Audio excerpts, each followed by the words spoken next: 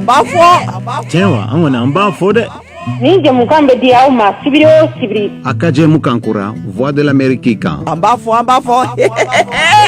Furafanatɔw dunnen kɔfɛ nɛgɛ ɲɛ 9 ka taa bila nɛgɛ ɲɛ 10 na Voix de l'Amérique kan. An b'a fɔ. An b'a fɔ sigilen na an b'a fɔ kama. An b'a fɔ dɛ.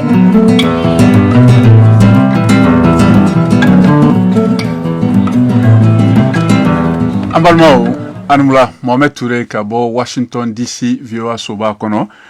Amérique faba kɔnɔna na ayiwa bi o ye octobre kalo sibiridon octobre kalo o tile fɔlɔ ye san 2022 an b'a fɔ jamukan o kɛnɛ sigira sisan nɔ bi ye atako ayiwa 400 o ni filanan ye an bɛ sɔrɔ Bamakɔ fiɲɛturukala 102 sanfɛ n'an laminiw na ayiwa Bugunikaw an bɛ se ka sɔrɔ 92 o ni 2 kan Radio Kumase la Moptika an bɛ sɔrɔ Radio Orona na fiɲɛturukala 93 ani tomi 2 kan Tumbutukaw an bɛ sɔrɔ ayiwa 90 o ni tomi 3 Gawokaw an bɛ sɔrɔ 106 ani tomi 1 kan an bɛ sɔrɔ fana an ka bɔlɔlɔsiraw fɛ kɛrɛnkɛrɛnna www.voabambara.com walima fiɲɛ sira fɛ n'o ye Facebook ye an ka VOA Bambara page ye ayiwa aw ka bi jamukan ladana o bɛna lase aw ma ne yɛrɛ Mohamed Touré fɛ ka bɔ Washington DC ayiwa studio 10 la ayiwa an ka bi babu kɔni a bɛna tali kɛ dɔgɔkun tɛmɛnen Mali ka furancɛ fanga o donna tɛmɛ ɲɛmɔgɔ colonel Abdoulaye Maiga n'ale ye intérimaire a ye jamukan min lase ayiwa duniya keleyantɔnba ka kɛnɛba la u ka lajɛrɛba la ayiwa a kumakan a ye cara caman ye malidenw yɛrɛ a ye nisɔndiya nka a ye sɔsɔlikan fana wuli a taabolo kan a kumana kuma minnu kan kɛrɛnkɛrɛnnenya ka ɲɛsin Faransi ma duniya keleyantɔ o ɲɛmɔgɔ n'o ye Antonio Guterres ka ɲɛsin Alassane Ouattara ma ka ɲɛsin ayiwa Niger jamana fanga jamanatigi ma ayiwa o bɛɛ la Mali jamanadenw kɔni olu nisɔndiyara kosɛbɛ barisabu k'a y'u kunna wolo a ye ayiwa kumakan fɔ mun diyara jamanadenw ye ayiwa hukumu kɔnɔna na an bɛna ayiwa kuma di jamanadenw ma aw yɛrɛ bɛ ka minnu bɛ ka mafilɛ ni waati kɛrɛnkɛrɛn na aw ka se ka hakilina di taabolo min bɛ ayiwa jamana kɔnɔ ka ɲɛsin ayiwa tɛgɛdi ɲɔgɔn ma ani cidiyɛn jura sira fanfɛla la ayiwa sani an kana kuma di ani k'an ka dunan bisimila an bɛna ayiwa laseli dɔ kɛ ka segin ka kɛnɛ dayɛlɛ ni fɔli duman dɔ ye.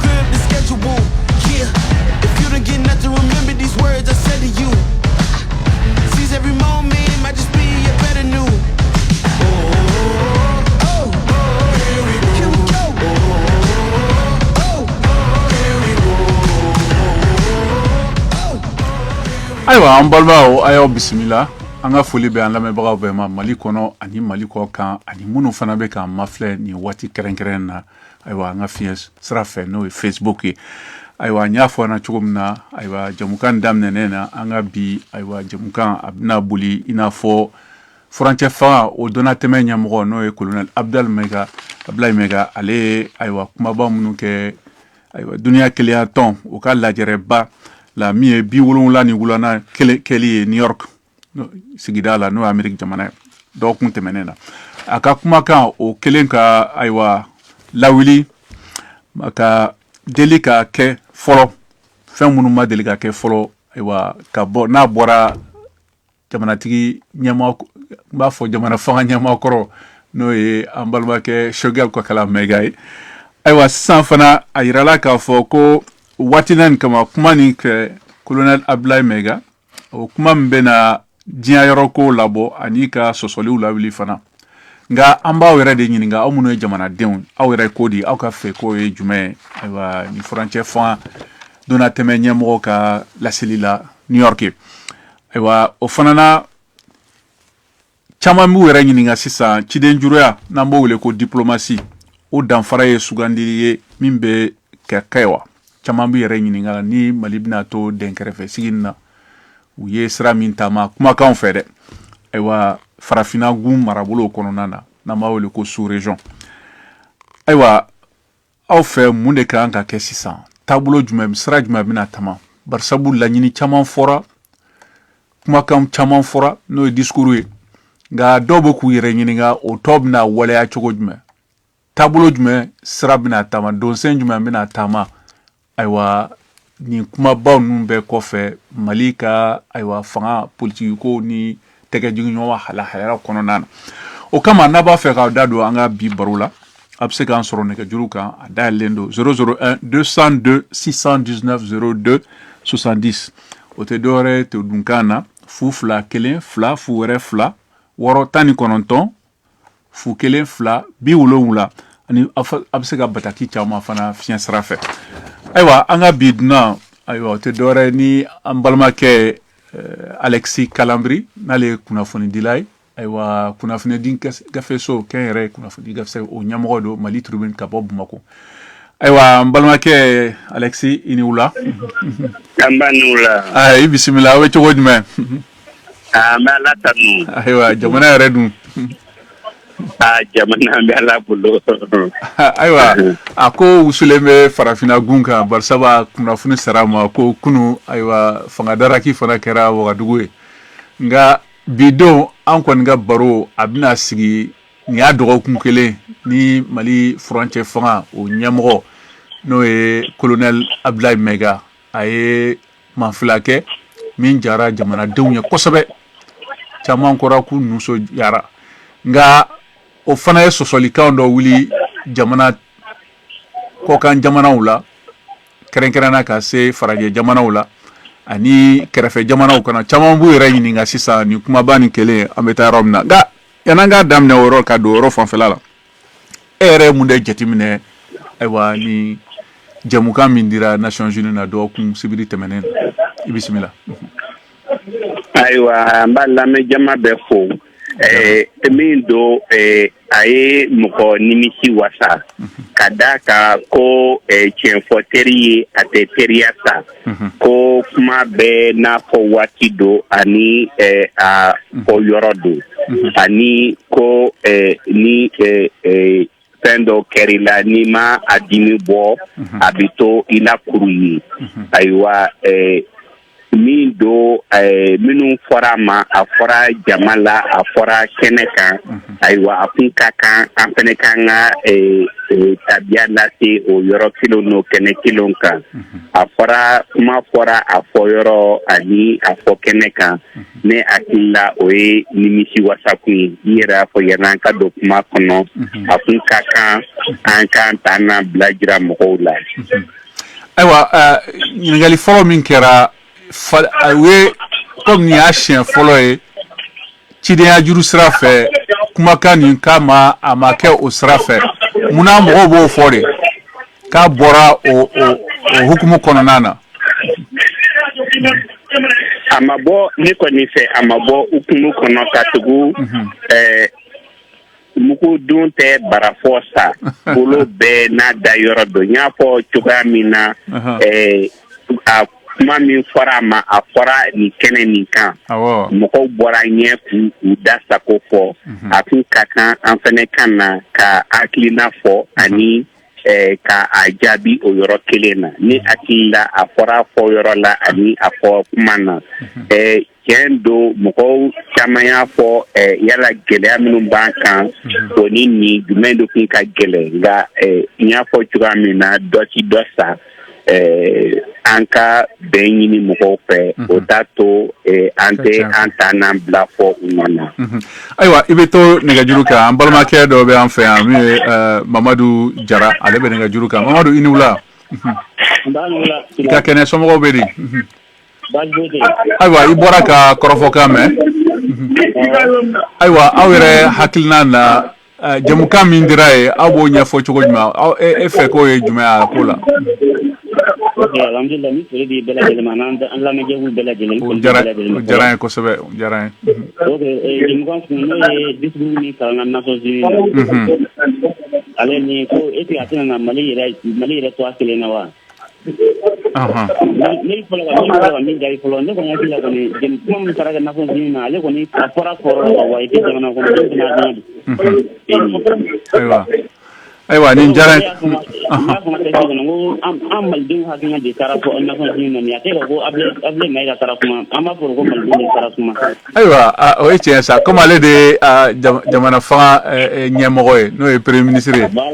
kumana jamana de on to la bebo don aywa jara ke ini chola aywa amina kuma di ambalma ke Ousmane ko joga ale be nga juruka Ousmane ini wula manula ka kene somo obedi basfoite awrabi aywa mbala tona kera fama de don mawko aywa bismillah wa aywa ibora ka korofo kame e ko di hakilna juma mi fe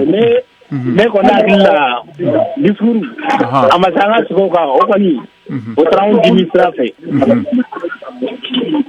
na ko miye ko mali de na to akele na o ko no kuma tala ni na umbe ke ama fo ko mali de bina si kelen sira la an ga laɲini miye aw munu ye jamana denwe ni kuma kan folen ko ma chama bu yɛrɛ ɲininga ni tabolo jumɛn bina kɛ mali jamana fanga fɛ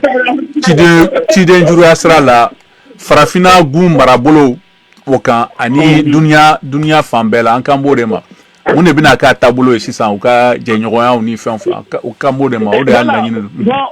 ne fana jɔɲɔgɔn la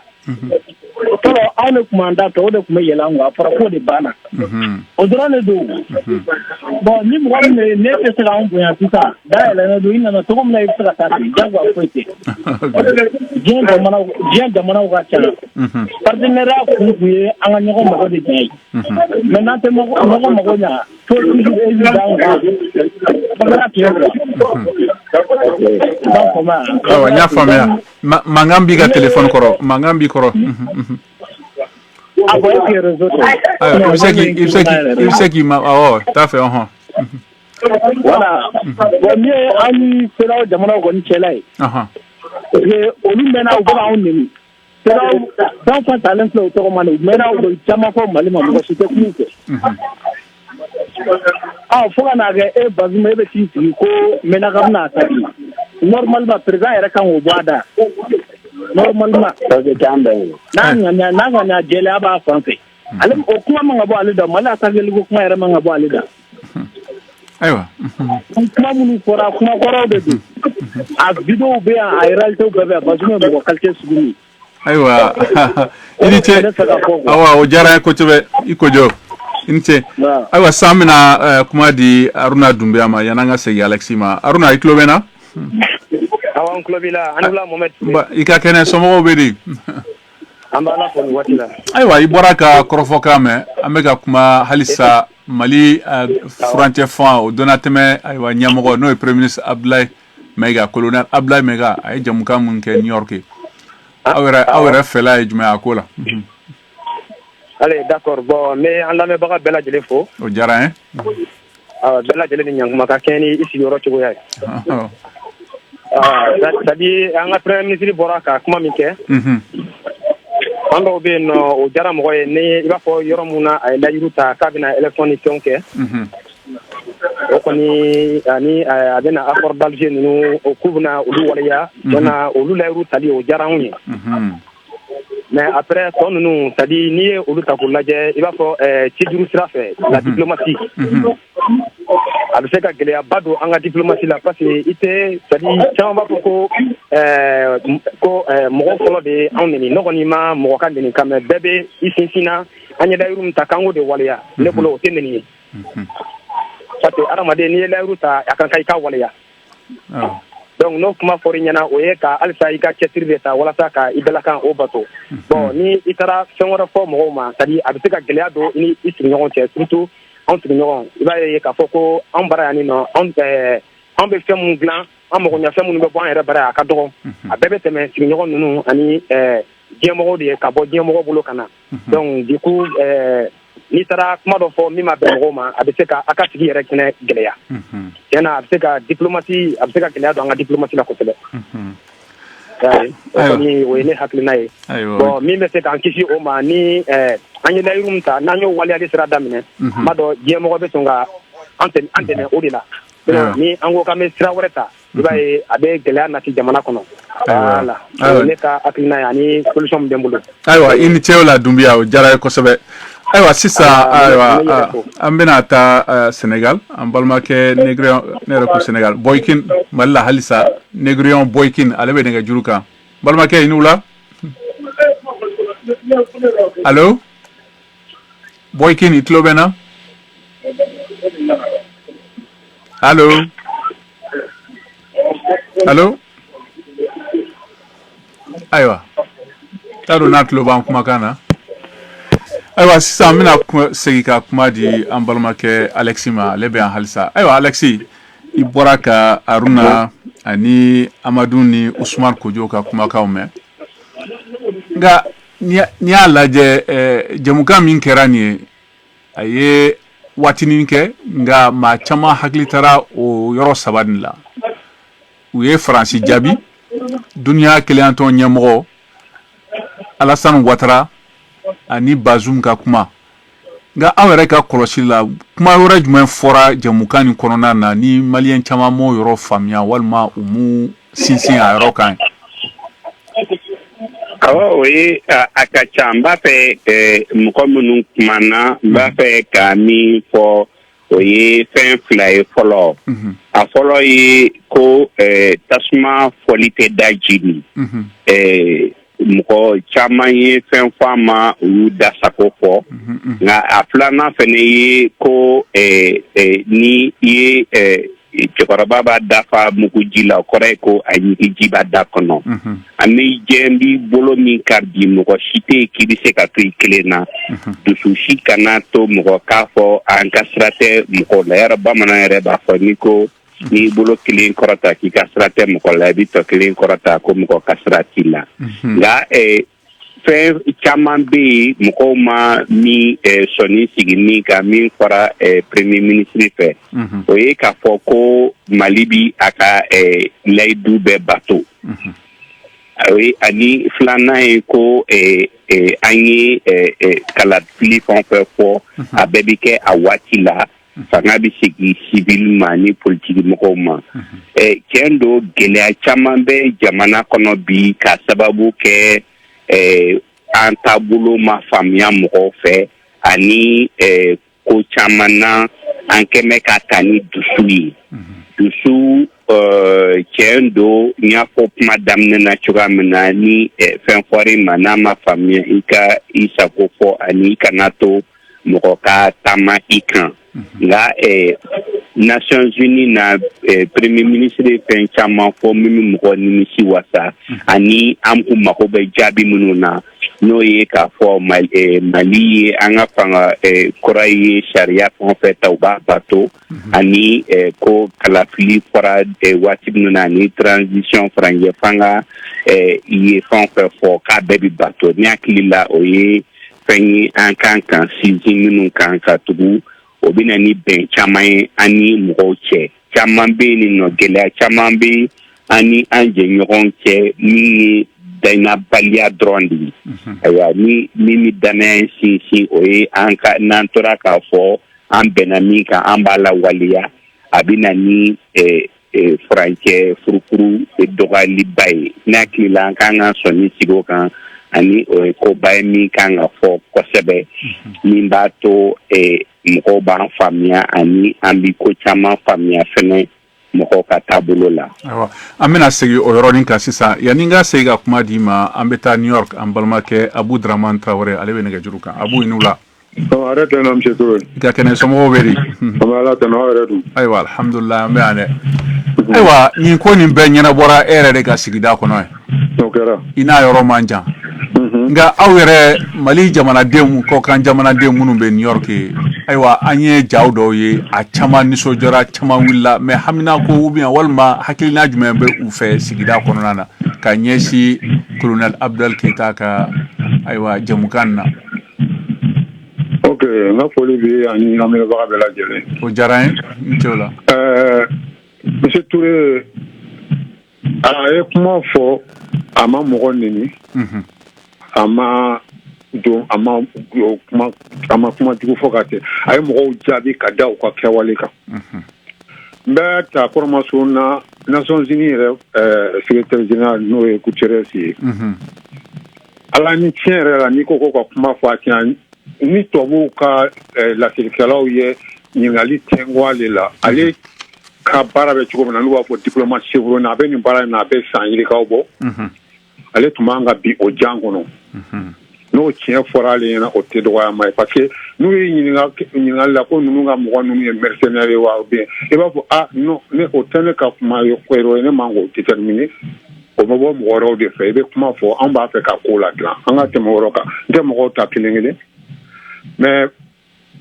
ni kuma ninnu fɛn fɛn fɔra ni ne ye Macron ka discours lajɛ monsieur Touré ka an ka ministre ta lajɛ n'a y'a sɔrɔ anw tun ye Macron ta ni ɲɔgɔn jaabi kɛ a bɛ ka pɛrɛn a bɛ k'a bolo seriseri i b'a fɔ ko n t'a dɔn b'a qualifier cogo min na nin y'a ta fɔ dusuma dɔ la k'a ban k'a bɛɛ nin yɔrɔ d'i ma a ye fɛn fɛn fɔ tiɲɛ don ko n bɛ n ka foli bɛ Alex ye a y'a fɔ bamanankan na a bɛ fɔ tiɲɛ fɔ n teri a tɛ teriya sa mais an bɛ n'an y'o kuma fɔ k'an b'a fɛ ka to an kelen na. tiɲɛ fɔ kɛcogoya de fana b'o la o tɛ wa. wa kɛcogoya b'a la. kɛcogoya b'a la mais ne ka jate la a y'a fɔ cogo min na a fɔra a fɔyɔrɔ la a ma fɔ ni kɛcogo a y'a fɔ kɛcogo ɲuman fana la. c'est problème ye parce que mɔgɔw kana fili ko ma kan tiɲɛ fɔli an tɛ se ka jɔyɔrɔ de fɔ sisan an tɛ se k'an da tuma bɛɛ ka yɛlɛ an kan quoi k'a fɔ ko an b'a tiɲɛ don i kan k'i dusu faga mais a ma fɔ fana ko tuma bɛɛ de bɛ yɛlɛ k'i tɛ ka i falata fɔ o fana tɛ se ka bɛn. ayiwa o bɛɛ fɔra nka ka ɲɛsin sɔrɔdasi 46 min minɛnen don hali bi ani kumakan minnu fɔra ka ɲɛsin ayiwa Niger jamanatigi fana ma ayiwa o yɔrɔ fanfɛla la aw bɛ ka mun fɔ o ko la. sɔrɔdasi minnu minɛnen don ne yɛrɛ ka jate la a y'a fɔ cogo min na k'a bɛ fanga ka bolo kan an kana an ka fanga disons kiiritigɛlaw ka bolo kan an kana an ka kiiri lafu u ka ne y'a dan ne ma an bɛ yɔrɔ min na an y'an ka preuve yira ka ban an y'a diɲɛ mɔgɔ la an y'a yira k'a fɔ min bɛ k'an kun kan donc u ka u juger rapidement k'u bila mais a tɛ kɛ ni pression ye wa tɛ kɛ ni menace ye k'a fɔ ko an b'a kɛ ten k'u bila ka da kun dɔw de kan o y'a ye o yɔrɔ ye Bazoum ta yɔrɔ nin e yɛrɛ la Touré Bazoum kabini a sigira hali ni kuma kɔfɛ ne ni dɔ ɲɔgɔn an ka baarakɛyɔrɔ la Nigérien a ye kumakan la n ko Traoré a ko ne ye Malien n ko ahɔn ko a ka cɛ jo bɛ an ka président ko parce que k'olu yɛrɛ ka ma dan sɔrɔ a k'a datugu a da yɛlɛ a bɛ Mali de kan a datugu a da yɛlɛ a bɛ Mali de kan hali kɔsa n'a ye min fɔ ko Maliyɛnw a m'a fɔ transition de ko Maliyɛnw ye fitiri wale ye ko parce que ko Alassane ye seko n'a dama yira kɛ ko sanction bɔ ye donc o tɛ jamana bɛ nɛni yan n'a sera o yɔrɔ ma fo k'o tigi fana bila place de la. mais k'a fɔ ko Niger jamanaden tɛ o bɛ fɔ wa. ni tun y'a dan ne ma tiɲɛ na ne tun tɛ se o yɔrɔ ma mais n'a a y'o min fana fɔ o b'a to a bɛ i yɛrɛ minɛ quoi. nka nin Bazoum kelen fitinɛ tun bɛ Mali kɔnɔ kɔrɔfɛla cogo min na ale de tun bɛ wuli ka jɔ la don don ka maajugu ninnu ka ko fɔ ka Mali sankɔrɔta yɔrɔ fan bɛɛ ko min bɛ ka kɛ Mali k'a makan fo bɛɛ de ka dɛmɛ don walasa ka maajugu ninnu kɛlɛ ayiwa n'aw nana ka changer den ko parce que e b'a dɔn peut-être Yusufu de tun b'a kɔfɛ o tuma la parce que ale ka a ka wale t'o yira la sisan. ayiwa ayiwa i ni ce i ni baraji nin diyara n ye kosɛbɛ Traoré kɛ ayiwa an bɛna segin ka kuma di Alexis ma Alexis allo Alexis i bɛ yan ayiwa i bɔra ka Traoré kɛ ka kuma mɛn ka to New York ye bari sabu i y'a fɔ cogo min na Maliyɛn bɛɛ de caman a caman m'a fɔ n ko bɛɛ mais a caman fanba bɛɛ de sɔnna ni ayiwa kuma minnu fɔra Nations Unies la o ye tiɲɛ ayiwa sisan a kɔ tɔ o bɛ sen kan halisa jamana fanga ɲɛmɔgɔ a seginna Bamako farafina gun tile biyanfan nafasɔsɔ jɛkulu olu ka cidenya bɔra Mali la a ma mɛn ayiwa ka ɲɛsi sɔrɔsiw ka ko nin kan ayiwa kumakanw bɛ sen na an t'a dɔn ni tiɲɛ wa galo nka minisiriw dɔw bɔra k'a fɔ u y'a sariya Niger fanfɛla la ko taji min bɛ bɔ Nigeria ka se Gawo k'olu bɛ dan sigi o la ye ayiwa e yɛrɛ fɛ sisan an bɛ yɔrɔ min na lahala jumɛn bɛ sen na walasa ayiwa basi kɔnɔna na ani sigiɲɔgɔnya kun jamanaw ni ɲɔgɔn cɛ nin ko nin ka se ka ɲɛ sɔrɔ n'o ye sɔrɔsiw ka ayiwa maa minnu minɛnen don n'o ye Côte d'Ivoire jamanadenw ye ani fana labɛn minnu bɛ sen na walasa ka ɲɛsi ayiwa lakanabaliya barisabu halisa a caman nɔgɔra mɛ kɔrɔn fanfɛla la Bazoum kelen bɛ ka nin ko fɔ nin ye ayiwa a warakatalen bɛ kɔrɔn fɛ dɛ mun de bɛ sen na ayiwa ni n y'a fɔ cogoya min na fɛn caman bɛ yen fɔ mɔgɔw ka hakili bila dusu ɲɛ n y'a fɔ ko kɛlɛ bɛɛ ti kɛ ɲɔgɔn fɛ ani ko caman bɛ yen fɔ an ka ɲini ka faamuya bi na gɛlɛya bɛ an ni Bazoum cɛ gɛlɛya tɛ an ni Niger cɛ gɛlɛya bɛ an ni Bazoum cɛ ko kelen na o kɔrɔ tɛ ko gɛlɛya b'an n'a cɛ bada la ayiwa diɲɛlatigɛ la foyi tɛ yen ko min tɛ ban n'a ye bɔ Ala ka masaya la i yɛrɛ y'a fɔ Bazoum ye Mali dɛmɛ cogoya min na 2012 jihadistu nane Mali minɛ Bazoum ye min kɛ a mɔgɔ ka dɔgɔ Mali la min y'a kɛ ayiwa an kana ɲinɛ olu kɔ an ka a bila an kun na k'a fɔ ko o kɛra ŋaniya ye o ma k'a ŋaniya ye k'a fɔ ni a ye nin fɔ bɛɛ bɛ fili ka da I ka tiɲɛ kan n y'a fɔ tiɲɛfɔtɛri ye tɛ teriya sa ko tiɲɛ bɛ ɲɛ bilen nka a t'a ci an ka bila an kun na que lala a b'a fɛ ka hakilina fɔ an ye n'an teri don nka taji ko in mɔgɔ kan ka min faamuya o la taji ko nin ma kɛ k'a fɔ ko walasa kɛlɛ min b'a ni Mali cɛ u ka taji kana na don Mali la bilen o ye k'a fɔ ko sɛgɛsɛgɛlu dɔw y'a jira u la k'a fɔ ko taji bi sira wɛrɛ minɛ o de la u ye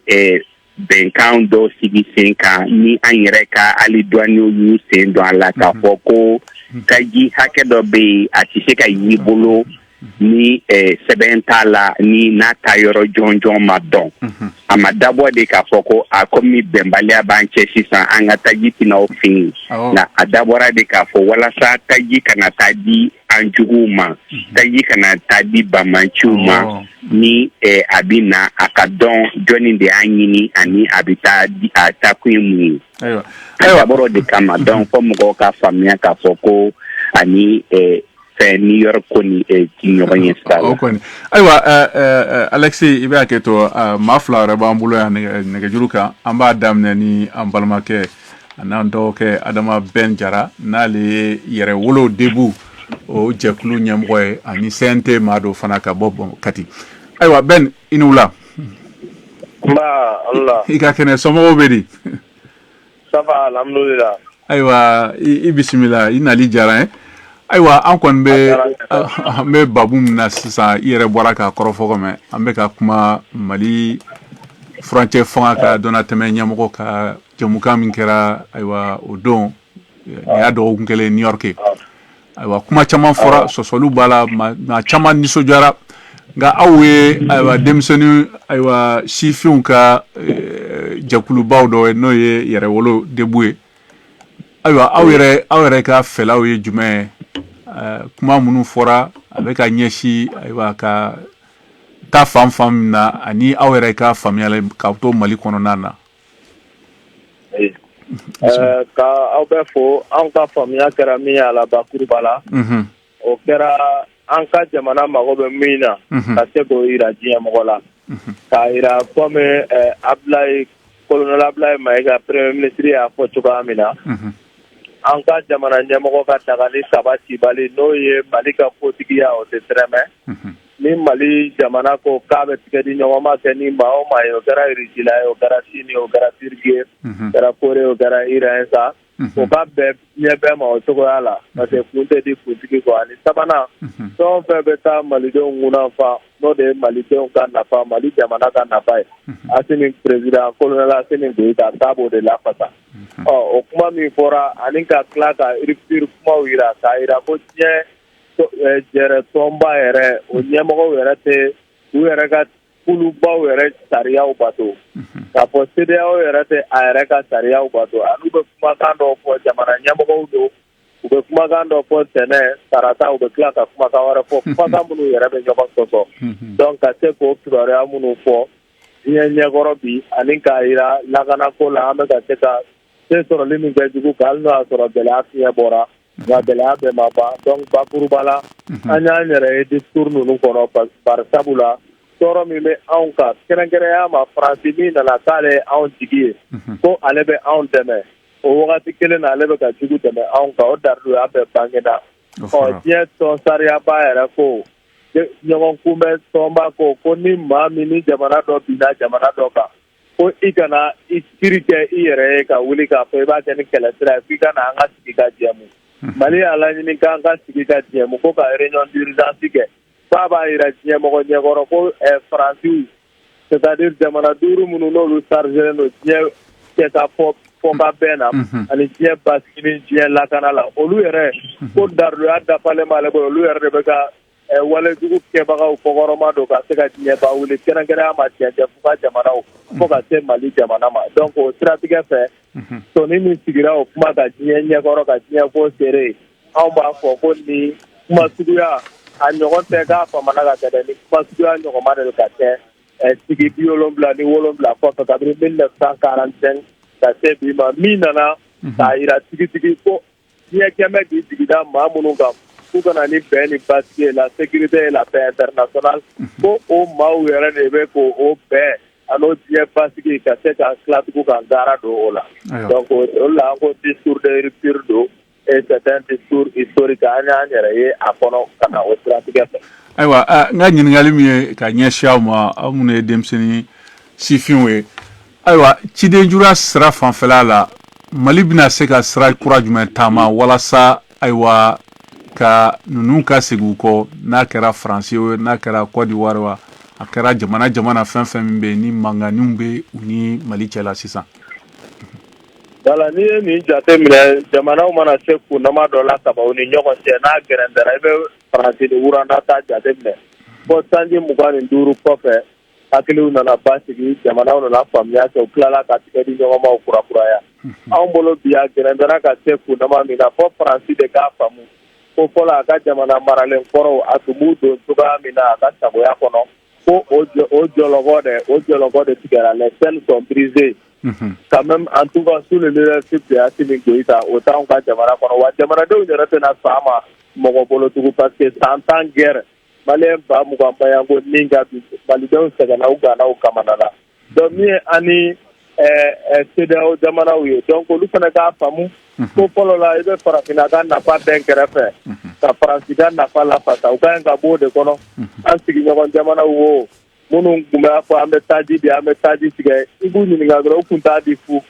donc sanni feere bɛɛ ka nafa de b'a la o de ye partenariat gagnant gagnant mais Mali jamana bɛ se ka sira caman sɔrɔ ka se k'o wow datugu i y'a ye wa kunun dɔw bɛ u ye Mali lafasa k'u to ministère des affaires étrangères la mais u kɛlen président ye gɛrɛntɛw nana se u yɛrɛ ma k'u ka fangaw menacer bi Faransi de bɛ k'olu lakana kɛrɛnkɛrɛnya ma Mohamed Bazoum donc u ka kunun kumaw n'o tun ye tiɲɛ ye n'an y'o ta n'o la k'u fo o la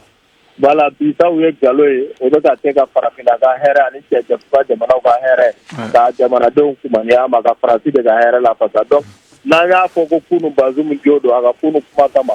bi n'a jalakira an ka ɲi k'a fɔ fana Bazoum ye jalaki don i ka bi kuma n'i ka wulikajɔw kama donc o de b'an bolo ka ɲɛsin président Bazoum ma donc ka président Alassane Dramane Ouattara ale ka ɲi k'a dɔn de fo ale de filila k'a ka sɔrɔdasiw wuli u ma wuli sariya kɔnɔ Mali ma ladɔnniya ka tila k'u ka identitéw dogo ka na hali ni Mali tun ye nin ta k'ale sɛgɛrɛ anw tun b'a fɔ président Assimi Goïta ma fili sɔrɔ baaraw tacogo la donc an k'a lajɛ ka hakɛto ɲini nka an kana bin kɛra mɔgɔ min kan k'o jalaki i b'a fɔ k'o de bɛ ka bingali kɛ Non, c'est la droite de géométrie variable. Il y a il faut 2 poids et 2 mesures. Donc, n'a pas tient non fait, mais pas ce qu'il n'en fait. À la tanga, c'est qu'à son site Europa pour que là nous be finir c'est qu'à boire tout ça mais là avec boire tient des gars quoi mais les tient de cora avec c'est qu'à mon bla ou radicaliser ou tonton ou position quoi bon la guerre de be na linke la de na la kan kisno ba amina aywa wala ini cheni baraji ni njara ko sobe aywa kamo merci beaucoup ami aywa sisan bina tlo kerebo kasi kana kuma din anga noma yira ka foko Amadou Cissé no se faire aywa kuma la sele ale fana bambulo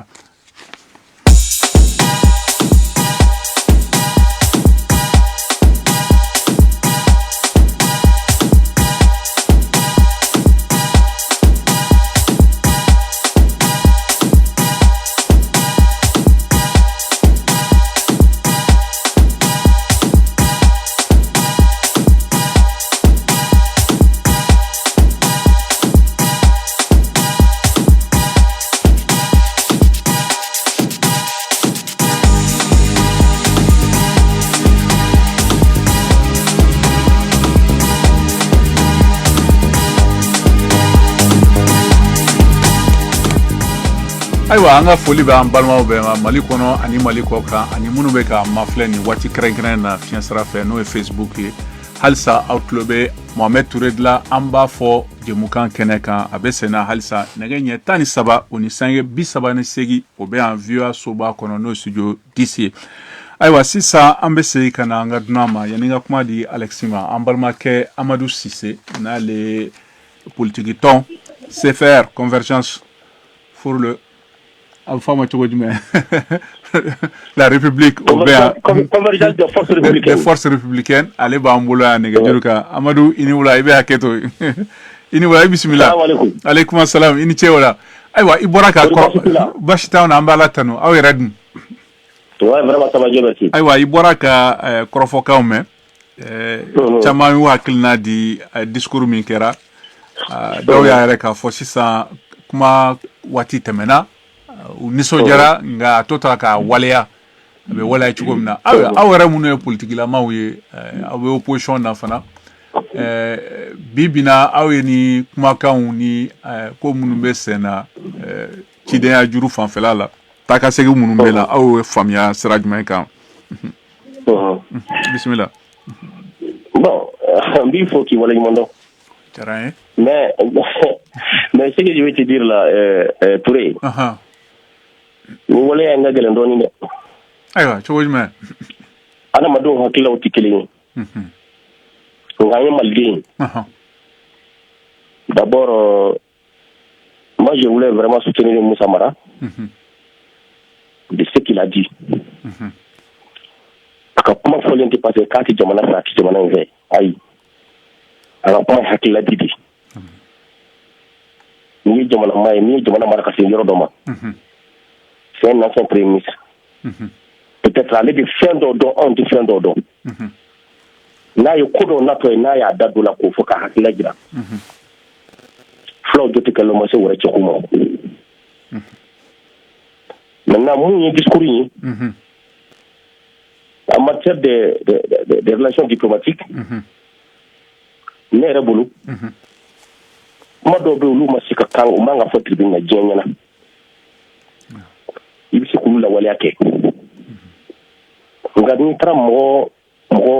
gosha ka dignité la jenya bo isi nyon de du kelen mbandala ni amgo bidedi la isi nyon na faka ba ko ko sebe kelen wono ni burki ke ko ba ba nyana ikele bi ko ngede donc ka fodi anda ngere ma hore ya fe atrapo non amba ngere ma hore ya fe parfois naim bila ereke par rapport à la barkane tout kan dali kana bla bla peut-être on va pas rentrer dans ça du coup ani kuma chama contre ennemi ah chama kamera anya chama fo c'est ce que j'ai dit que maliko do on dit que dans la France il fait que ta sur de envers nos canadiens mais canadiens angélé qui dans la candidat et ça j'ai pas compris et je t'ai dit à dominer ka pour faire un zégra ka nyafi ya hakliba j'ai dit que vraiment c'est armadi il prend des fois c'est pas compris ça femme aussi la voix. Bon, maintenant, nous devons y aller contre lui. Bon, pour moi ni bolo djebi to mo bi mali mo bi de c'est-à-dire à ce niveau là pour que nous puissions avancer dans cette lutte là donc n'y a que là où il y a quoi ni mali ka bi gagner guerre na choufi il a besoin maintenant du peuple nigérien il a besoin du gouvernement nigérien on va dire pour qu'on on bi changer de rôle donc pour moi ma c'est moi ni kan ka fɛn dɔ kɛ buru kɛ duguma o ma se ka taa ka t'i jɔ diɲɛ na ka kuma dɔ fɔ o ne bolo a ma s'o ma quoi mais hakilila di jamana in kɔnɔ a ma nɔgɔ dɔɔni mais comme an disira hakilila di kɔnɔ an b'o kɛ hali diɲɛ wuli dɔw de fɔ ko olu ka fanga ye furancɛ fanga de u tatɔla don kuma bɛ kuma la hali n'a kan ka fɔ a waati ma kɛ fɔlɔ barisabu olu tatɔla don maa wɛrɛ bɛna sugu nɔ la o yɔrɔ fanfɛla la e ko de o la barisabu hali ni ninnu ye taabolo min sigi sisan ayiwa n'a taara sira dɔ fɛ n'a jɛngɛnna a mana kɛ cogo o cogo maa minnu bɛ na o nɔ kan olu ka baara bɛna gɛlɛya k'a fɔ k'u bɛna se ka segin jamana tun bɛ cogoya min na fɔlɔ la ni n ko fɔlɔ la n kan bɛ ayiwa sigiɲɔgɔnya fanfɛla la jamana ni ɲɔgɔn cɛ la dɔw y'o fɔ fana mais Touré on est obligé de an jagoyalen don ka kɛ jamanadenw fɛ jamana ani jamana mɔgɔ minnu dan bɔ an jagoyalen don an n'u ka sigi ka fɔ ka bɛn ko la ka don da kelen fɛ ka bɔ da kelen fɛ an jagoyalen don la n'an b'a fɛ ka vraiment an b'a fɛ an ka jamanadenw yɛrɛ ka wasa jamana yɛrɛ ka wasa maintenant baara yɛlɛla cogo min kan jamana kɔnɔ bi la transition a monté la barre très haute donc fɛn dɔw b'a la ka kɛ transition kɔnɔ mɔgɔ si t'a fɔ k'olu man ɲi olu ka ɲi mais fɛn dɔw bɛ yen nɔ c'est dit au marché man anw bolo bon mɔgɔ min na o la il faut qu'ils essaient de jauger et voir maintenant les pour et les contre des différentes positions de la transition pour pouvoir maintenant raccoler les morceaux quoi sinon ko nɔgɔn tɛ ka fɔ b'a la ka fɛn dɔw kɛ ka fɔ fɛn dɔw man ɲi o ye nkalon de fɛn dɔw ka ɲi dɛ mais il faut reconnaître que jamana mi yɔrɔ min bi jamana yɛrɛ bi yɔrɔ min bi on a besoin de tout le monde quoi pour que an bɛ se ka gagner ni an ka kɛlɛ in na on a besoin de tout le monde maintenant jamana in yɛrɛ de kuma gɛlɛyara dɔɔni hali ni ye ne wele semaine wɛrɛ an bɛ kuma parce que an faso de don on va pas céder à l'intimidation c'est pas possible mais an ma hakilila de fɔ min ka ɲi jamana ma min ma ɲi jamana ma i b'o fana fɔ maintenant an kɔni ti bɔ diɲɛ ɲɛna k'a fɔ k'an bɛ taa an ka jamana lagosi parce que a bɛ tan non écoute an t'o kɔni kɛ mais quand même mun b'an fɛ kɔni an faso kɔni an b'o fɔ pour que a ka faamu mais k'a fɔ de ko an bɛ se ka taa nin bolo in ka taa pour que jamana bɛ se ka lafiya nin bolo in ka taa a bɛ gɛlɛya dɔɔni dɛ parce que jamana diɲɛ bɛ cogo min bi on est obligé de tout c'est-à-dire on a besoin de tout le monde pour pouvoir avancer c'est pas facile ayiwa n balimakɛ i ni cɛw la nin diyara n ye kosɛbɛ ayiwa sisan an balimakɛ Abdul Ɲaŋ bɛ nɛgɛjuru kan yan'an ka kuma d'a ma ayiwa Négrion Boyko tun ye weleli kɛ a tigɛra an bɛ kuma d'a ma ayiwa Boyko i tulo b'an na i tulo b'an na i b'i mabɔ radio la mankan b'i kɔrɔ allo ayiwa i bisimila i bɔra ka kɔrɔfɔkan mɛn ayiwa i bisimila n b'i fɛ k'a lase ou bien ɲininkali jumɛn b'i fɛ bon ɲininkali foyi tɛ ne fɛ walayi n bɔra k'a lamɛn a diyara n ye yɛrɛ ye bon émission c'est très simple a ka fisa quoi ayiwa i ni cɛw la o diyara n ye kosɛbɛ ayiwa sisan n bɛna u b'a fɔ a ka baara taabolo ɲuman na i ni ce o diyara n ye ayiwa sisan n bɛna an bɛ k'a suivre an b'a suivre yɛrɛ de ayiwa i ni ce o la o diyara n ye ayiwa an bɛna kuma di an balimakɛ Abdul Ɲaŋ ma Abdul Ɲaŋ i ni wula i ka kɛnɛ somɔgɔw bɛ di ayiwa hakili jiginna Alexis Kalanbiri fana b'an bolo yan nɛgɛjuru kan a kɛra kunnafonidilaw ka donba ye yan VOA la ayiwa an ye babu daminɛ a bɛ waatinin bɔ sisan sa min ka sa cɛmancɛ la n'an ma tɛmɛ o kan yɛrɛ ayiwa n t'a dɔn n'i y'a kɔrɔfɔkanw mɛn hakili falen min bɛ ka kɛ ka ɲɛsin jamana fanga furancɛ donna tɛmɛ n'o ye premier ministre Abdoulaye Mayiga ka jamukan min kɛra ayiwa New York ye dɔgɔkun tɛmɛnen sibiridon tɛmɛnen nka aw fɛ aw minnu bɛ Bamako yan aw ye kunnafonidilaw ye bɛ ɲɔgɔn kuma hakilinaw di ɲɔgɔn ma mun de bɛ ka fɔ sisan bari sabu u y'u ta fɔ an bɛ yɔrɔ min na sisan mun de bɛ sen na ye. Oui, sisan ni kɔni ye discours in écho lamɛn diɲɛ yɛrɛ kɔnɔ i b'a ye k'a fɔ jama fanba bɛ ka premier ministre tanu a ka kuma fɔlen ninnu na ka sababu kɛ a kumana jamana min kan k'o lagosi kosɛbɛ n'o ye faransi jamana ye o ka tɔɲɔni yɛrɛ de barika bonyana diɲɛ kɔnɔ Afrique dɔrɔn tɛ o ye Amérique continent Asie continent faransi ka tiɲɛni barika bonyana ye o ye lawale fo ka se bi la. Donc c'est pourquoi diɲɛ kɔnɔ opinion fanba bi yɛrɛ ya ka kuma na Mali kɔnɔ kɛrɛnkɛrɛnnenya la fana jamanaden 99% ni ye jamanaden ka kɛmɛ o kɛmɛ 90 o bɛɛ bi yɛrɛ ye kuma in na d'ailleurs pourquoi a kunbɛla ni kunbɛcogo la Bamako a bɛ segin wagati min. Ayiwa an bɛ yɔrɔ min na sisan yɔrɔ CEDEAO ka cidenw bɔra Bamako a ma mɛn. Ayiwa kana fara ko kura minnu kɛra kunun ni sisan cɛ Burkina kɛrɛfɛla la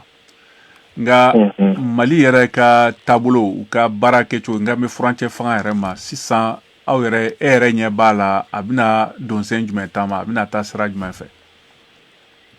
Oui, min ye an ni Côte d'Ivoire cɛla ye kumaɲɔgɔnyaw bɛ ka taa ɲɛfɛ kosɛbɛ. Mais a b'i n'a fɔ CEDEAO ye mɔgɔ minnu ci ka na o tɛ Mali fanga fɛla ye kosɛbɛ ka sababu kɛ olu nana nacogo min o tɛ fɛn cɛ ɲuman ye parce que Alassane de taara dusubaya la ka taa bala wuli ka jɔ u taara Mali dɔgɔyalikanw fɔ ka menace ni fɛnw ta ka Mali sɛgɛrɛ o kɔfɛ ka chef d'état saba désigné k'olu ka na Bamako et donc bɛɛ b'a dɔn k'a fɔ o laɲini sɔrɔ man di. Mais a b'i n'a fɔ Mali b'a fɛ ka yiriw la hali bi Togo président ka sira olu bɛ o de dɔn sira ye hali bi et donc a ka ca Ala fɛ ɲɛ bɛ sɔrɔ a la Togo président de ka sira fɛ an ye kibaruya min sɔrɔ. Bon transition in a bɛ taabolo min kan Malidenw fan fɛ a ta sira ka ɲi mais min ye Faransi ye ale de kɔni bɛ wuli ka jɔ sugu bɛɛ la. Ɲɛ bɛ mankan fɛn fɛn an ka jamana nɔfɛ a bɛɛ ye Faransi ko kuma de ye parce que Mali ye choix min ta ka da yanfan yiriw la k'a fɔ ko an b'an yɛrɛ ka indépendance assumer o bɛnnen t'u ma donc u bɛ wuli ka jɔ sugu bɛɛ la pour que an bɛ nimisa o kuntilenna tali la ani CEDEAO cɛ gɛlɛyaw ani Niger cɛ gɛlɛyaw ani Côte d'Ivoire cɛ gɛlɛyaw foyi ma tɛmɛ an ni si cɛ nin bɛɛ ye Faransi ka système éléments de ye et donc u bɛɛ bɛ ka wuli ka jɔ o de la fo ka Mali nimisa a ye kuntilenna kura min ta il faut fɛɛrɛ ka sigi sen kan Mali ka to nin na pour que a ka kɛ leçon ye jamana tɔw ma u kana fɔ u bɛ Mali ladege o de bɛ sen na pour le moment et je crois que Mali ka hɛrɛ t'o la Malien si ka hɛrɛ t'o la Malien ma kan ka sɔn fana o ka kɛ tiɲɛ ye an ka jamana kɔnɔ tuguni. Ayiwa balimakɛ i ni ce nin diyara n ye kosɛbɛ an b'i fo. Ayiwa sani n ka segin ka na an ka dunankɛ ma Alexis Aljuma Togo bɛ nɛgɛjuru kan ale fana b'a fɛ ka dɔɔni fɔ yanni an ka taa Philadelphie Aljuma i ni wula. N ba i ka kɛnɛ. Baasi foyi tɛ n na alhamdulilayi. Somɔgɔw bɛ di ayiwa i bisimila. K'i fɔ. O diyara n ye kosɛbɛ. Radio in lamɛnbaga bɛɛ lajɛlen fɔ. O diyara n ye kosɛbɛ ni ce o la. N fɛ ka n da don baro in na dɔɔni. Ayiwa waati bɛrɛ tɛ i teliya dɔɔni n balimakɛ. N'Ala sɔnna ka fɔ dɔrɔn an ma fɔ ko n balimakɛ dɔ bɔra ka kuma ko an jagoyalen don an ka sigi ka fɔ waleya ni jɛkulu ni ɲɔgɔn cɛ bon sigi ka fɔ ne ma ban o la mais an ma mɔgɔ nɛni an ma mɔgɔ dɔgɔya an ma ban mɔgɔ ma ka fɔ i bɛna baara kɛ an ni ɲɔgɔn cɛ an bɛ baara kɛ ɲɔgɔn fɛ an ma ban o si la mais an ko de fɔlɔ la baara min bɛ ka kɛ o de banna sisan Mali kura de nana Mali kura in fana ni i sɔnna ka tugu maliyɛnw kɔ an bɛna baara kɛ ɲɔgɔn fɛ bon n'i ma sɔn o la e ko kɔrɔlen an bɛ tugu aw bɛ min fɔ an bɛ baara kɛ n'o ye sisan o de banna an ko an bɛ baara kɛ ni an ka hakilina ye an ka hakilina fana hakilina wɛrɛ tɛ an bɛ jamana an ka jamana an bɛ jamana in mara cogoya min na an bɛ baara kɛ n'o hakilina kelen de ye donc n'i ma sɔn o la ni o ma bɛn e ma bon i bɛ se k'a ta mɔgɔ wɛrɛ bɛ na mɔgɔ min bɛ se ka an ka hakilina ta an bɛ se ka baara kɛ ɲɔgɔn bolo cogo min na ni o mɔgɔ bɛ yen o bɛ se ka na n'o mɔgɔ ama mɔgɔ neni ama mɔgɔ dɔgɔya donc ni dakula fila de ne bolo k'a fɔ e ye k'a i fo jara dɛmɛbaga bɛɛ lajɛlen fo jara ala k'an ka jamana basigi merci amina i ni ce Togo an ka foli b'i ye ayiwa sisan an bɛ segin ka na Amérique jamana na n balimakɛ an bɛ taa Philadelphie Mamadou Ben Jabate ale bɛ nɛgɛjuru kan Ben i ni wula Mbaa ni wula Mohamed i ka kɛnɛ somɔgɔw bɛ di tɔɔrɔ tɛ n yɛrɛ dɔn ayiwa an b'a la tanu i bɔra ka kɔrɔfɔ caman mɛn Alexis fana b'an bolo yan nin kɛnɛ kan ayiwa aw yɛrɛ min bɛ Philadelphie aw man jan New York la a kuma kɛra maliyɛnden caman bɔra caman y'u nisɔndiya yira o y'a yira k'a fɔ ko kumakanw diyara u ye u bɛ Mali fo u bɛ premier ministre fo nka aw yɛrɛ fɛ e tun bɛ ayiwa Mali tunkarakɛ ka kulu min bɛ New York Philadelphie tun y'a ɲɛmɔgɔ kɔrɔ ye nka mun de bɛ fɔla a ko la Philadelphie aw yɛrɛ fɛ sigida kɔnɔna na bon Mohamed ne b'i fo n bɛ lamɛn jama bɛɛ lajɛlen fo ne tɛ kuma ni maliyɛnw tɔgɔ ye n bɛ kuma ni n yɛrɛ de tɔgɔ ye n y'a dɔn mɛnɛ ok maintenant n bɛ fɛ ka min f'i ye nin kuma nin a ye ne bolo premier ministre ye kuma min fɔ a ɲɔgɔn kuma jugu tɛ wa nafa foyi t'a la cogo jumɛn na mais sani ka tila kuma la n bɛ tila ka Alexis ɲininka nafa min bɛ kuma in na n'ale sera k'o fɔ ne parce que c'est un grand journaliste je ne sais pas a bɛ ka kuma min fɔ tan quoi ne tununa quoi parce que ne bɛ deli k'a ka kumaw lamɛn n t'ale kuma cogo ye kɔrɔlen quoi cogo jumɛn na Mohamed dans la Mali filɛ nin yɔrɔ min sisan réfugiés bɛ ka bɔ fan bɛɛ ka na Gawo ka na Kidal kɔngɔ bɛ ka jamana kɛlɛ école dɛsɛlen n'u ka ɲɛnabɔ siraw dɛsɛlen n'u ka ɲa ɲaman tonnen bɛ Mali fan bɛɛ sɛŋɛ prix bɛɛ bɛ ka yɛlɛ i ko kabako mais i mana opportunité sɔrɔ ka n'i jɔ diɲɛ bɛ ɲɛkɔrɔ ne hakili la gɛlɛya min b'i kan diɲɛ bɛ se k'i dɛmɛ cogo min na ka gɛlɛya in wuli ka b'i kan ne hakili la i b'o sira de taama quoi mais ne t'a dɔn e bɛna i jɔ dɔrɔn de Bazoum ye nin kɛ tan Alassane ye nin kɛ tan Nations Unies secrétaire général nin kɛ tan mais nafa jumɛn b'o la Mali bolo ngo Ben i b'a sɔrɔ o maa fana ye o kumakan den mun b'u ayiwa ɲɛsiw ma olu y'o de ta ka a tɔ jɛnsɛn fan bɛɛ la nka a ye kuma wɛrɛ fɔ o Alexis y'a fɔ cogo a kumana kalataw labɛnni kan a kumana taabolo mun na bɛ taa u ka baara hukumu kɔnɔ yanni olu ka fanga bila o yɔrɔ nin si tɛ ka fɔ i n'a fɔ kunnafoni di sow fɛ o non o yɔrɔ tɛ ka fɔ parce que ni a ye kuma min fɔ a y'a ka message bɛɛ tunu ɲɛ k'o de f'i ye o est ce que a fɔ maliyɛn bɛɛ an bɛ ko bɛɛ ta ni dusu de chaque fois an ma deli ka hakili bila dusu ɲɛ an bɛ dusu de bila hakili ɲɛ toujours mais mɔgɔ ninnu tɛmɛna Nations Unies na olu ye fɛn fɔ min ka jugu ni nin ye o dɔw ye Nations Unies charte minɛ k'a fara yan nin nɔ mais u bɛɛ labanna cogo di jamana min tɛ se k'a yɛrɛ kɛ foyi ye Mali bɛ se k'a yɛrɛ kɛ mun ye Fransi n'a f'i ye Mohamed ka tɛmɛ Fransi t'a dɔn ko hali ko bɛ sen na parce que Mali nafa foyi tɛ s'u ma Alexis i b'a dɔn tigi mɔgɔw bɔ fili la maliyɛnw bɔ fili la parce que a ye nin don maliyɛnw kunna k'a du Fransi ko in d'u kunna mɔgɔw tɛ se ka hali ninnu bɛ ka baara kɛ wa u tɛ se ka baara kɛ wa Ben kana bɛga Alexis ma hakililata minnu bɛ yen Alexis bɛ ka faamuyali de di o kan a tɛ k'a yɛrɛ ka hakilina a tɛ k'a yɛrɛ hakilina fɔ analyse don ale bɛ lahala min bɛ jamana kɔnɔ jamanadenw ka kumakan ni fɛn ale y'o faamuyali a bɛ k'o de ɲɛfɔ hakilijagabɔ a bɛ k'o de ɲɛfɔ an ɲɛna sinon a ma a yɛrɛ ka hakilina yɛrɛ ale kumana n'a yɛrɛ hakili fana ye o ne y'a bɛɛ lamɛn o y'a bɛɛ lamɛn ne ka kuma bɛ yɔrɔ min kan Mohamed un journaliste e man ka don ni sugu kɔnɔ ka k'i komi comment j'ai oublié le mot encore mɔgɔ minnu bɛ kuma fɔ yɛrɛma ten dugu kɔnɔ bon i komi bɛɛ min bɔra ka kuma sugu fɔ mɔgɔ t'u lamɛn parce que on sait que ils sont manipulés olu fana ka baara ye mɛ ka bɛɛ ta de mafilɛ ka se k'a ɲɛfɔ hakili sigilen na ka sɔrɔ u ma fara mɔgɔ kelen kan olu ka baara ye o de o de non mais ale farala mɔgɔ de kan parce que ale bɛ ka Mali gouvernement dɛmɛ sira min kan ale b'a dɔn ani ala cɛ la ko nin ye yɛrɛ faga suya ayiwa Ben an bɛ kuma di Alexis yɛrɛ ma a b'a tɔ ɲɛfɔ an na an bɛna ɲininkali tɔ ninnu labɔ minnu bɛ sen na sisan ya me aywa ini che wala ini che Alexi itlo bawna allo ibora ka Philadelphia ka ben rega kuma ko ka te kuma malien to kola ka be kuma rega ayre de fe ga ne re tun datu mena se o ro fan fela la nga atara ne nye barsabu anya yira ka fo ko frontier fangani wati berema to sankelen de tora hakilla nga gelaya munu be jamana ambora mali bora ambargo koro amame école taw bina damine tenendo yoro chama amam labbe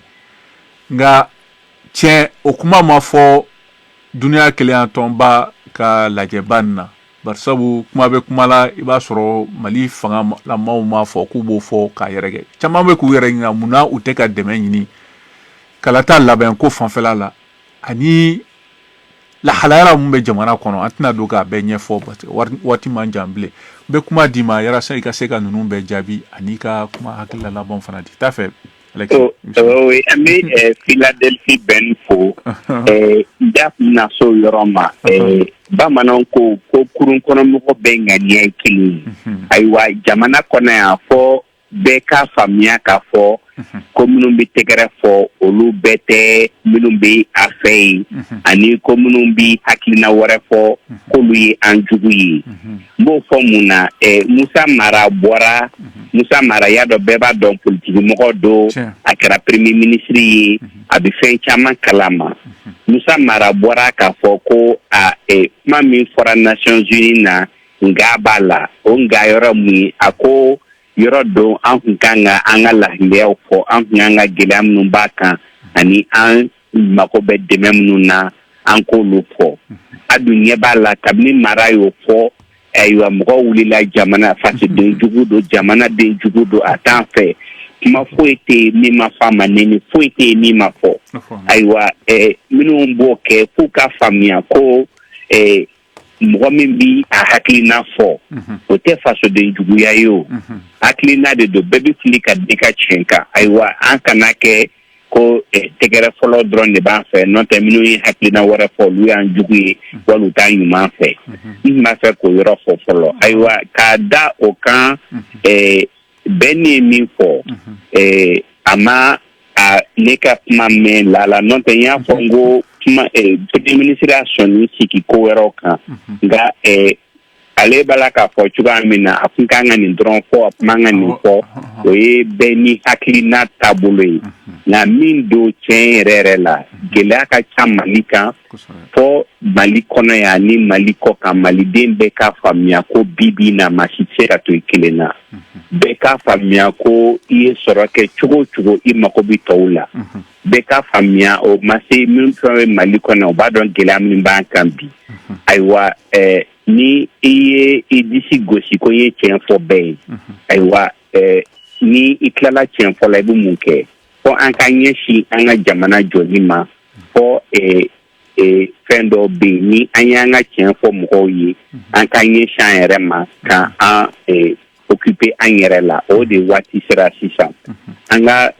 hakilina bɛɛ ka kɛ an b'an faso jɔ cogo jumɛn na an ka ɲinɛ tɔw kɔ ka ɲɛsin an yɛrɛ ma ka ɲɛsin an ka faso jɔli ma ani an ka faamuya k'a fɔ ko ni minnu ye hakilina wɛrɛ fɔ bɛɛ b'a ɲɛ de fɛ jugu tɛ faso kɔnɔ ka tugu n'a ɲɛna a ɲɛna bɛɛ n'a tiɲɛna a tiɲɛna bɛɛ ye nka bɛɛ bi i hakilina fɔ walasa i fɛ a kan ka ɲɛ nin sira in fɛ o kɔrɔ tɛ ko ye fasoden jugu ye o kɔrɔ tɛ ko t'a ɲɛ nin fɛ mɔgɔ min hakilina ni hakilina tɛ kelen o kɔrɔ tɛ ko o tigi tɛ fasoden ɲuman ye fɔ bɛɛ ko fara i taabolo kan ani bɛɛ ko o faamuya tuguni. Ayiwa nin diyara n ye kosɛbɛ i ni ce jamukan batuma sera i ni ce o la Alexi an b'i fo kosɛbɛ an ka foli bɛ an lamɛnbaga bɛɛ ma Mali kɔnɔ ani Mali kɔ kan ani minnu tun bɛ k'an mafilɛ ayiwa an ka Facebook kan fiɲɛ sira fɛ ayiwa nin bɛna dan sigi an ka bi jamukan na jamukan lamɛnna an balimakɛ Senumu Keyita fɛ nɛgɛ kɛrɛfɛ juru tun bɛ Nick bolo nin jamukan lasera aw ma ne yɛrɛ Mohamed Touré fɛ aw ni ce aw ka tulomajɔw la aw k'an bɛn sibiri wɛrɛ la. Mariamu ke wele États-Unis ibariga ke mana ni ro mete ke na muno bangone fo Musa saka ya jiro fo kono be kuma de abaga je wele kamari bo tambele wele